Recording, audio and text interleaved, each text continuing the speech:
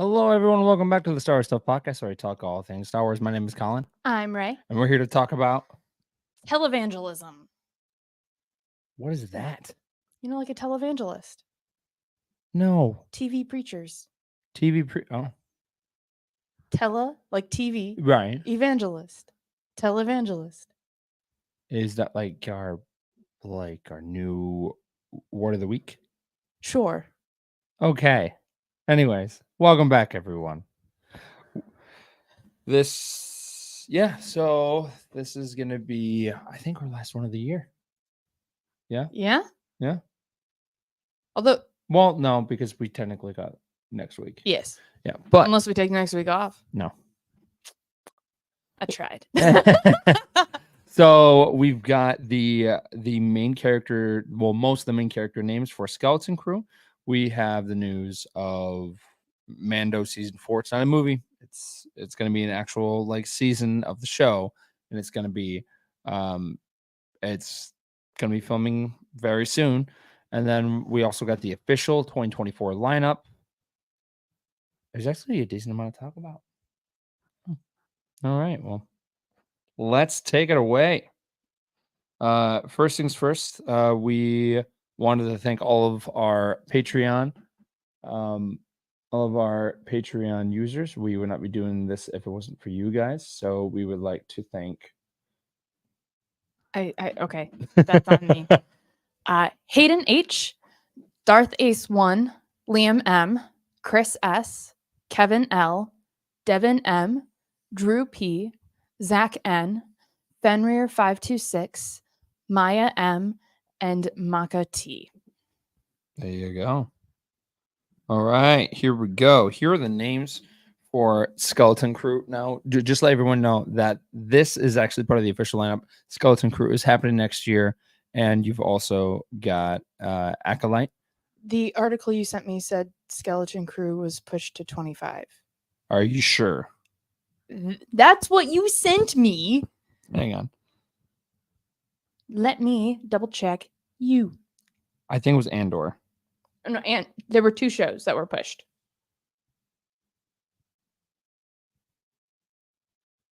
Now it's just a race to see who was right.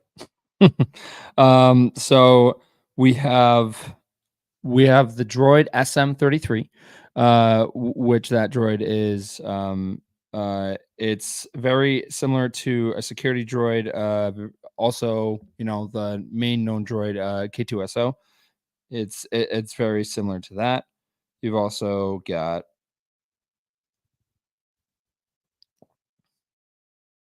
oh, interesting. So that droid has this kind of skull look to it too. Ooh. Yeah. I can't find it anymore. Yeah. So you've got Acolyte, you've got Skeleton Crew, season 3 of the Bad Batch, and Tales of the Jedi season 2 that are going to be coming out in 2024 for all the shows, which is super exciting. Andor got pushed back to 2025. That is official. And then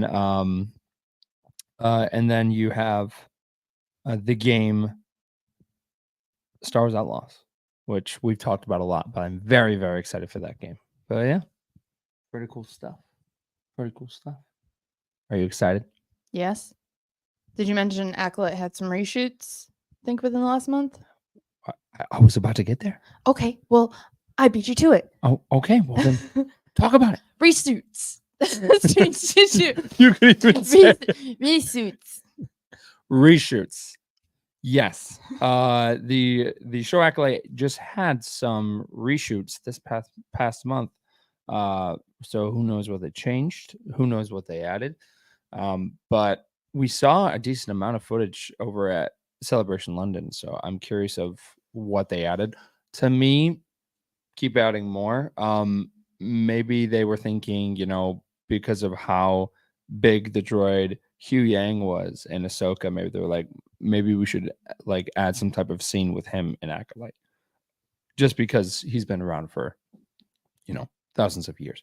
So it would make sense to have him around that time. But yeah. It could also just be as simple as wanting a different angle for a scene, because I know they did that in the Phantom Menace, the scene where towards the end where Queen Amidala is talking with Palpatine. Yeah. It cuts to a shot that was filmed later, and all of the handmaidens that are in the background are completely different people. So they're called the stand maidens because they're just stand-ins. Now, is that canon that they're no longer handmaidens? Now they're the stand maidens?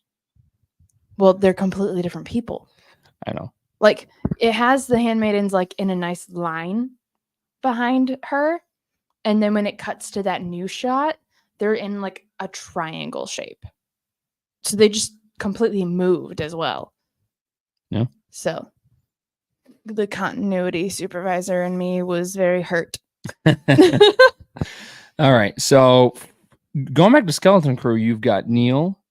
You've got the droid that looks very similar to K2SO, and then on the droid it's got like a skull. So it sounds like that's going to be kind of like the mascot of the Skeleton Crew.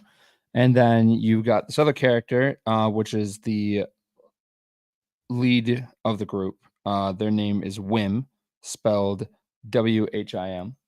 Wim, right? Yeah, that'd be Wim. Wim. Yep. And they are so in Stranger Things you've got 11 and all those characters. Think of this character as like the 11 of the group, I guess. Okay. Have you watched Stranger Things? No. Oh. So your analogy was completely meaningless to me. Well, you could have told me halfway through. It's fine. I didn't know where you were going with that. But yeah, so Neil SX, which makes sense because skeleton, and then you have Wim. There you go. I can't wait until that show comes out. That is going to be fantastic. I'm beyond pumped for that. Yeah, I'm excited to see what it is. Yeah, but yeah, oh man. And then have you watched? So, did you watch the? Did you watch the new King Arthur movie that came out a couple of years ago? I did not even know there was a King Arthur movie that came out a couple of years ago. Yes. So the actor, Charlie Hunnam. He was in Sons of Anarchy, and a bunch of these other shows, but he was actually this close of being Anakin Skywalker. It's that guy. Okay, he does not look familiar at all. No. Yeah, so he was very close of being Anakin Skywalker, which is kind of crazy if you think about it. And the other person, which people have definitely talked about, is Leonardo DiCaprio was also in the talks. I'm so glad he didn't. Oh, being Anakin Skywalker, which I honestly could see. And then he was also supposed to be Spider-Man too. Wow. Yeah. No, can't picture it. Not a fan. How come? I don't know. Just Leo has this just like vibe persona to him that has like, it's kind of hard to describe, like a little bit of a cocky swagger, but like is also still a little clunky, because like Han Solo has like a cocky swagger. Yes. But I think Leonardo DiCaprio's cocky swagger has a more rich kid to it. Yeah. If that makes sense. Not saying any of that is bad. It's just that's the vibe, and I don't see that vibe fitting well as Spider-Man or Anakin. It could happen. Like in my mind, it could happen to where I could definitely see Leo doing it. Would it be good? Who knows? Because we'll probably never get it. But I could have I could see him in a role like that. Just because of I recently watched Once Upon a Time in Hollywood, and then I'm at some point in a couple of weeks I was during the holiday I was gonna watch Killers of the Flower Moon. You haven't watched any of those? No. No. Okay. Do you think I have time? You're a theater major. Yeah, I'm. No, I'm not. What? I went to film school. I work Right. in theater. Performance theater, not movie theater. Oh. All right. Like stage productions, Yeah, musicals. right. Yeah. Yeah, I know. Yeah. I was. I don't work in a movie theater. I know. I was making the joke. Okay. Swing and a miss. Well, I laughed. Oh man. And Dave Filoni has also teased a future rematch between Thrawn and Hera in live action. I was kind of suspecting that. Yeah. I mean, if we get to see those characters again, I'm not complaining. No, I'm not. And I just got done rewatching Star Wars Rebels for the 5th time. And for those who want to get into it, the first season is kind of just, it's there. It's happening. But then once you get to the last couple of episodes of the first season, you're just like, wow, this is really good. And then you end up getting to season 2, 3, and 4, and you're just like, this is amazing. This is fantastic. I think what was happening with season 1 was they were trying to figure out of what what kind of show this was going to be, because you didn't want to do a carbon copy of what the Clone Wars was, because it was taking place in a different era, and you wanted this to be its own thing. And I think it became its own thing, and people really loved it. They fell in love with the characters, and now most of them have come out from this animation to live action, which is incredible, because you've got Hera, you've got Sabine, you got Chopper. And I mean, Zeb's technically still animated, but he showed up in The Mandalorian season 3, and then you got Ezra. So it's like, it's fantastic. It's great stuff. So I would love to see Thrawn versus Hera. And the fact that they got the actor who voiced Thrawn to come back into live action was chef's kiss. I was so excited for that. Yeah. I honestly don't know what it is, but that actor can do such a good creepy vibe. Yes. Like, just like he can just be standing there and I'm like, I am afraid of you. Yeah. I don't know what it is, but he's got like a really intimidating presence. He was in the first 3 seasons of The Witcher. Oh. And he had this antagonist type role, and I was vibing it. I was like, okay. And that show came out before he came into Thrawn live action. So to me, that was kind of like a preview of what we were going to end up potentially getting with Thrawn. And then, we see him walk on screen the first time, and he's given this villain monologue of how he's better than everyone else, and how the galaxy is going to be his. And I'm just sitting here, I'm like, you know what, I'm rooting for you. Go. You got this, man. You do you. Let's do this thing. You go, girl. Rock that runway. Yeah, exactly. And now we're getting into the aftermath of Ahsoka, where it's like, what's happening next, right? You have Skeleton Crew, which will take place during that timeline. We don't know if there will be some type of mention of Thrawn, but we know that Vane is in it, because Vane runs away at the end of the pirate episode of where Mando shoots down. I call him Captain Salad, because he just looks like a giant salad. He shoots down Captain Salad's ship. It crashes down, and then you see Vane escaping. So my guess is that Vane is going to be showing up in Skeleton Crew, trying to really make a name for himself. Yeah. And to me that would be a great introduction to maybe there'll end up being some type of rival with our favorite pirate of all time, Hondo Onaka. Because what other great way to introduce, more pirates than bring back the OG favorite pirate in Star Wars, which is Hondo. Yeah, I do and don't want this to happen because it would be really corny, but I kind of hope that they show like that more pirates are introduced and they also have historical pirate names like Vane. Yeah. But at the same time, I don't want it to be like too on the nose. Well, they also had some of the pirates in there kind of look like some of the Disney pirates, because you had that one small alien that looked like Shmi from Peter Pan, because Yeah. he had like the blue and Mm-hmm. white striped shirt, and he had like the he had the red beanie. Yeah, but like that was subtle enough that Yeah. it still worked.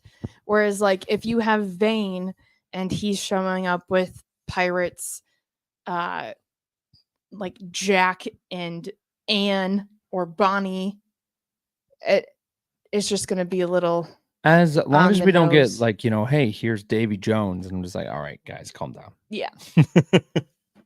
But yeah, no, oh man, that show is just gonna be incredible because if that's gonna have that real old-fashioned vibe of where it's gonna feel like something from the 80s, and I am here for it. I'm excited for it.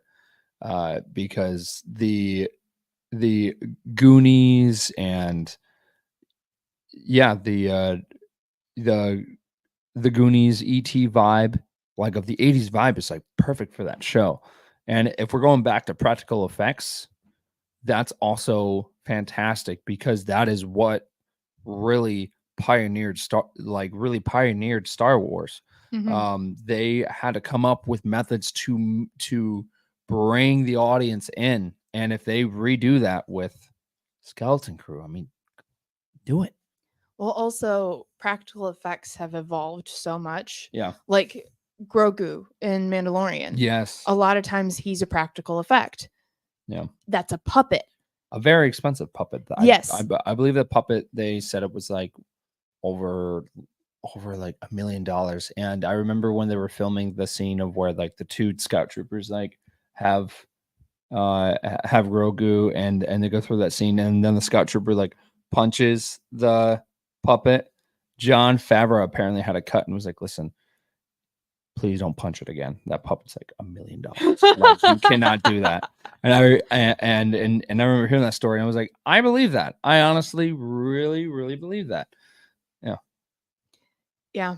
But just like using practical effects now is still going to be very different from the practical effects of like the 80s. So I wonder how far into that 80s vibe they're going to go, if they're going to make the practical effects look a little more rough to like really sell that 80s vibe, or if they're just using practical effects. Yeah. Man, I don't know. I mean, I think they would use a mix. I honestly have no idea. Okay. It is the second most expensive TV show ever made in history. Yeah. So my guess is that's one of the reasons why, is because they are going back to that authentic look. Mm-hmm.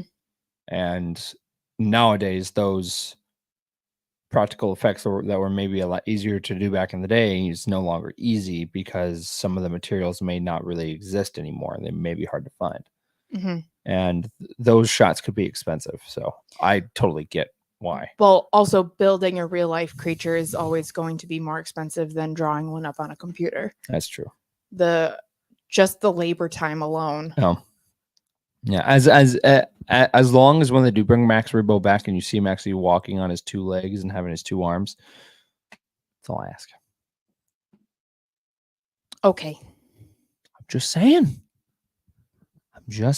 What else is there in news? We've got the 2024 slate to where they are still debating if they're like, they keep pushing back the game Hunters.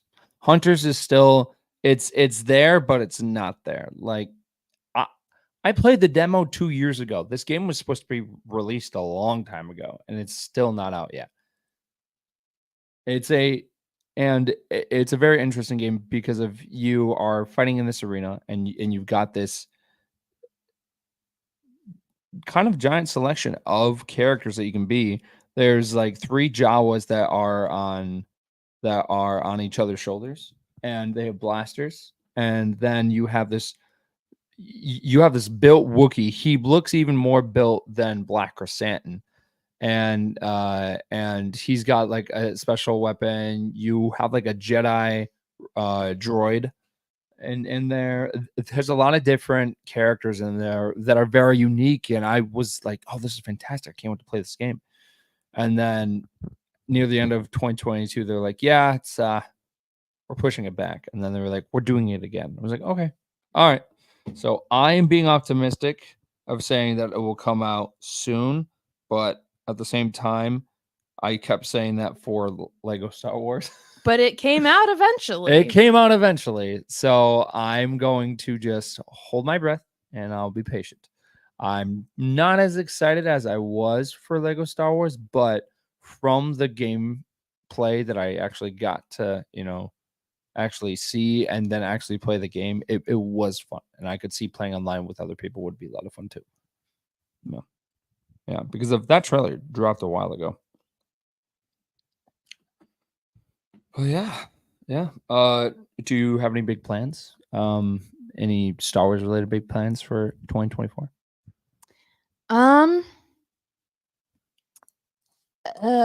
In an ideal world, I would finally get my act together and finish up Senatorial Leia and submit her to Rebel Legion. I've got some more design jobs coming down the line for Rebel Legion. Okay. I'm hoping to be able to work on Shin.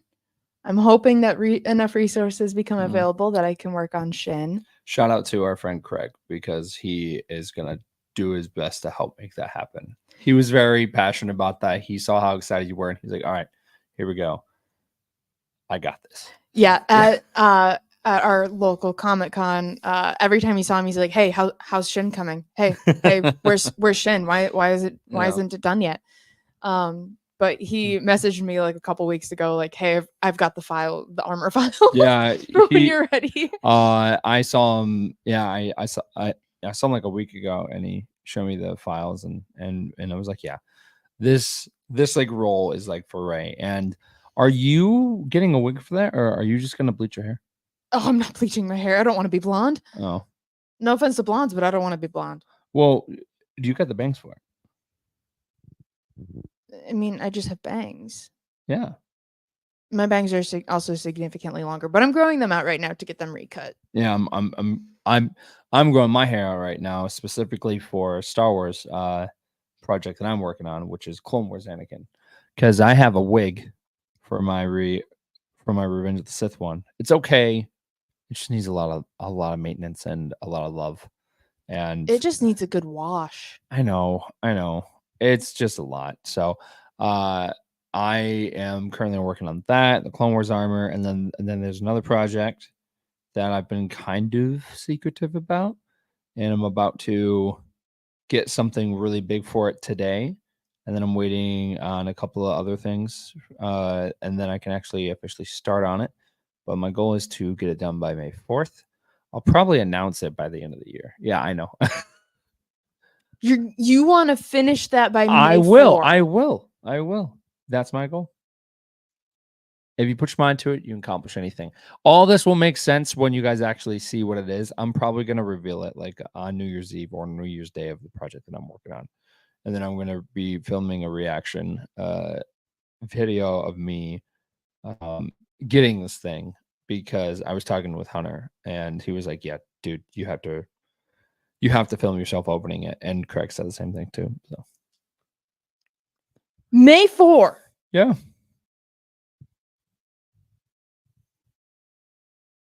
That's 5 months. So So that is a lot to do in 5 months. If you care about something, you make time for it. I'll do it. Okay. That's what heroes do. Okay. I wish you all the luck in that. Yeah. Because I love you, but you're going to need it. Oh yeah, no, 100%. I have no skill in any of this, and again, it sounds like we're having a private conversation right now. Yeah. because- I've been doing costumes. Oh gosh, how long have I been doing costumes for? Since 2015, 2014. I was literally gonna say 2015. Yeah. Yeah, right around there, 15, 16. And that's not something I could even begin to try and accomplish. Yeah.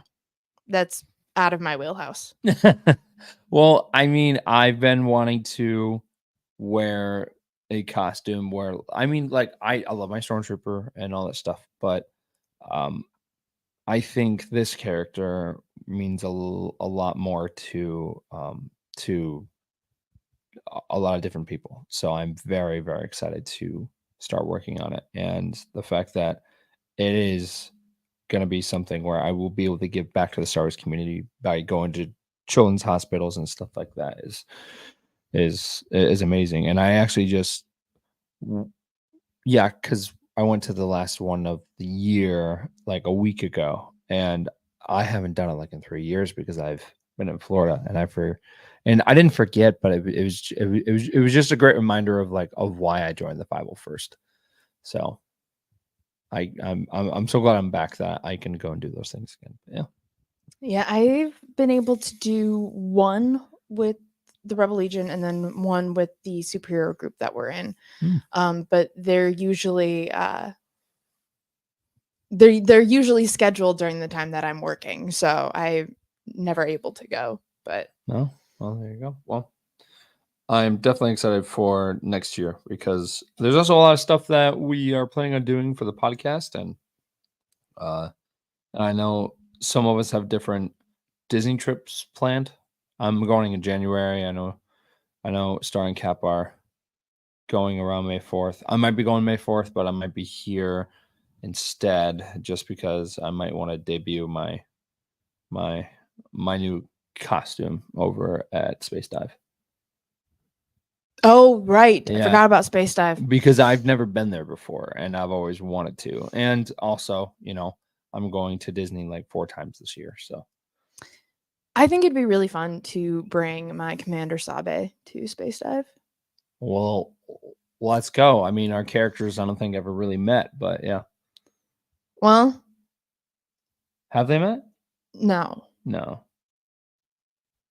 no. No. But I think we get, or you could bring Anakin. Yeah, but the whole point of getting this costume done by May 4th is so I Yeah, can, I know. don't roll your eyes at me. But yeah, and then Before you continue that okay. thought, somebody did leave a comment that they're guessing the costume you're doing is Max Rebo. I think I would be very more like because that costume has been done and it's by a gentleman in Italy. I had the chance to meet him over at Star Celebration in London, and I don't speak Italian, but his friend did, so he was translating for me. And it was so funny because he was geeking out and I was geeking out, and I had my friend Josh with me, and he's like, I have no idea what's going on. So I did get his contact info, so I've been talking to him back and forth. But I was, oh man, I was so excited because of you go to the 501st area and you see this giant Max Rebo, and I'm like, oh, like this is super cool, of the build. But then if you take a close look at it, it's a costume. It's not just like a prop. And I was, oh, interesting. And then I was asking around and they were like, he's over there. And he was over by like the half scale size of a AT-AT. And then I started talking to him. I was like, oh my gosh, I'm so excited right now. But to answer your question with a long answer, it is not Max Rebo. but it should be. It should be. I will get to Max Rainbow eventually. That's something that Hunter and I are talking about because that would be fun. But this I feel like costume, you're morally obligated to. oh yes, no. This and the costume that I'm doing is actually going to be very similar to what I would do with Max Rainbow on a certain spot because of you have to kind of sculpt the for the costume I'm doing, you have to sculpt the feet out of a certain foam, and it's kind of like what Hunter Smoke did with his Rancor. So I'm going to be doing that with Max Rebo eventually, but I'm doing that with his character's feet. You guys will probably see it within a couple of days because I'm very excited about it, but I've been kind of secretive about it because I want it to be special because this character means a lot to people and this character means a lot to me. So Cool. yeah, nerd stuff. And then I am going to be at Disney January 18th through the 21st. So if you see me walking around in Batu with a Max Rebo shirt, come say hi. Flick him on the head. Oh, please don't. Please don't. Please don't. And then I'm going back to Florida in February for MegaCon, and it's going to be my first Mosh Isley. Shout out to them because they've been doing a lot for the Star Wars community. I know a couple of people involved in it, and what is it? I've never heard of it. So think of it as I think that the best way it was described to me was it's a emo punk rock band, but with a Star Wars cover on it. Okay. And they just, they just do a bunch of those songs, like from the,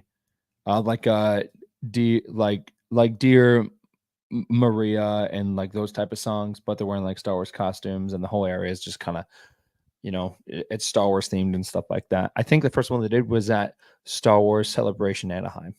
Okay. And then it just sparked and went off from there, and they've been doing it ever since. Nice. Yeah. So it's gonna be my first one. I'll be there. I know Hunter will be there. And then our other co-host Josh will be there too. So definitely excited for that. It'll be a good time. But yeah. Yep. So cannot wait for 2024, and we can't wait to do more stuff on the podcast. We have some stuff in the works. We got more stuff on TikTok happening. Yeah. And we've got more segments and different things coming to Patreon. But yeah, no, we are excited for 2024. It's going to be a semi-busy year for the community. 2025 is the big year, though, because that's going to be the 20th anniversary of Revenge of the Sith. Oh, and it's also the next celebration. Yes. And you've also got Andor Season 2 and possibly Mando Season 4 and Andor Season 2, Mando Season 4, and then potentially you'll have some type of trailers probably for like the new films coming up. I hope the next celebration is closer. I would love for it to be in Chicago, and then I could bring Sabe. Yeah. That would be awesome. That was awesome. I remember them announcing it, and I was like, no way. Because we only live 3 hours away. So, yeah. And there were a bunch of us that knew people there.